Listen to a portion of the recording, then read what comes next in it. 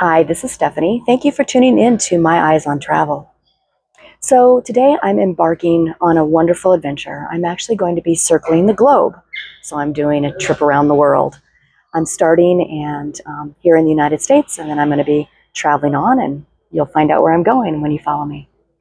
I wanted to talk to you a little bit about what's involved in planning a trip around the world. So there's a lot of different variables to that. I personally do not use a travel agent because I love to plan trips almost as much, if not more, as I love to take them. But that's not for everybody. So sometimes you need to use a travel agent. I am not a travel agent. So if you're going to use a travel agent, you need to know some parameters. So when you talk to your travel agent, you can kind of tell them kind of where you want to go and what you want to do. So the first thing about planning a trip around the world is to obviously find out where you would like to go. Where are some places you would like to see? Now, the first thing that comes to mind is people say, well, I want to hit Europe. Well, in my opinion, Europe is probably not the best place to do a trip around the world because there's so much to see in Europe that's almost a trip or two or three in and of itself. So for this adventure I'm on, I am going through Europe to get to my next destination, but I'm not staying in Europe. And I have been to Europe a lot. But for you, you might want to do Europe as part of at least one leg of your tour. I just would recommend you focus on some other places. So the other thing you need to decide after deciding where you would like to see is which direction you want to travel, east or west. Now, as I said, I'm in the United States, and for me, that's a little bit bigger issue if you're from the States than it would be if you're a resident of Asia or of Europe or of Africa.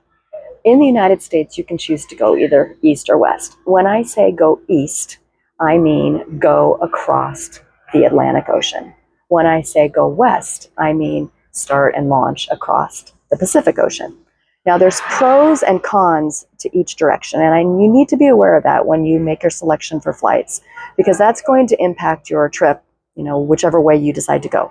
Let's say, for example, you decided to launch out of the United States and go west first, which would mean you would be leaving the United States and probably hitting Asia first. If you're going to do that, you have to be cognizant of the fact that you're going to be crossing the international date line.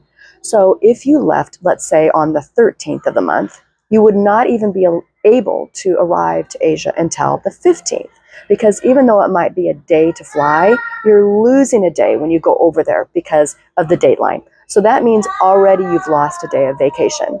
And you'll never get that back because when you come back, you're not going to cross it again on an around the world circle. If you launch going eastbound, which means across the Atlantic Ocean, you will be able to save a day on the trip at the end when you're returning back to the United States, because when you cross the international date line, you're actually gaining a day. So you can leave coming back from Asia to the United States, and you can leave that morning, fly for like 15, 16, 17 hours, and still end up back in the United States the same day, the same morning as you left. So keep that in mind, because it will actually gain you days if you fly east rather than flying west. There are cons, however, to going east. The con is if you fly east, yes, you're going to be gaining days, but you're also going to be battling jet lag pretty much the entire way. Think about if you've ever come back from Hawaii, for example, and you fly on one of those all-night flights, which they always are coming back from Hawaii. When you get back to the States, you are jet lagged for like 5 days. It takes a long time to recover from that. So think about doing that, going east, east, east around the world constantly. You are going to be battling jet lag for a lot of that trip, unless you spend some time, days, a few days here and there, kind of recovering and build in some sleep time, some downtime. If you go west, even though you're losing days, like I said, when you cross the international date line, your jet lag is going to be minimized, because when you hit your first destination, probably somewhere in Asia, and you're there and you're tired, it's going to be about 9, 10, 11 o'clock at night when you land, which means what do? Naturally, you go to bed. So you sleep that first night, and then by the time you wake up that next day, you're pretty much already caught up. So do think about that. If you are going to be going on a trip around the world, you want to make sure that you're as comfortable as possible on a flight. Now, it's great if we could all fly in business class or first class. That's not always humanly possible. But what if you could do it for, say, $1,700? So let's just say you were trying to plan a trip from your hometown and you were going the eastbound route. So the jet lag route, but you don't lose the days, okay? That's what I'm doing actually, the eastbound route. So instead of just automatically looking in your computer or your travel agent looking up from your hometown, let's just say you live in, I don't know, Tuscaloosa, Alabama. Instead of flying from Tuscaloosa to wherever they put you on that flight, it might be a good idea for you to research other cities that you could launch from in the United States because they might have deals. That's exactly what I found on this trip. So what I did is I am flying up to Newark, New Jersey, and I actually found a business class flight with totally lay flat seats, wonderful meals, all of that, on Austrian Airlines for $1,700. Now, that normal business flight would be anywhere from $3,500 to maybe $6,000 if I was flying anywhere else. But because I'm taking a little flight up to Newark, and then changing airlines and going on Austrian Airlines, which I researched, I'm actually getting a fabulous deal. And Austrian Airlines is supposed to have amazing service, amazing meals. They have a chef on board the flight. I'm going to do a review of Austrian Airlines, so we'll find out if that's really true or not.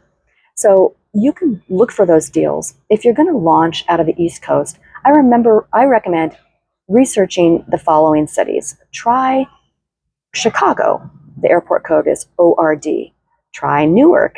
That's EWR. Try JFK. That's JFK. Try Atlanta, ATL. Try Charlotte, CLT. Even Orlando has, which is MCO, even that airport sometimes has some really good deals, especially to Europe. So just check those flights.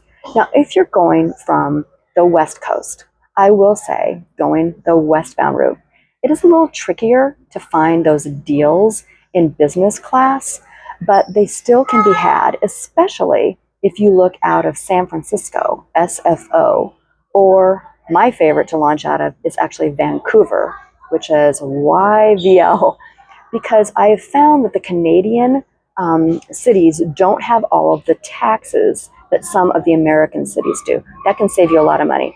Just look at some fares, just play around with it, see if you can find a good deal. If you're in economy, great. Just find maybe a bulkhead seat, an exit row seat. Maybe you pay just a little bit extra for those seats, but it will really minimize the problems with the jet lag and also potential blood clot issues that you might get. I also travel with compression socks, just to make sure on those long 12, 14, 15, 17-hour flights, I'm not taking any risks to my health. I'm a senior, so, those things are a reality nowadays. All right, so those are just a few tips. Follow me on my journey, and thank you for following On My Eyes on Travel. Have a great day.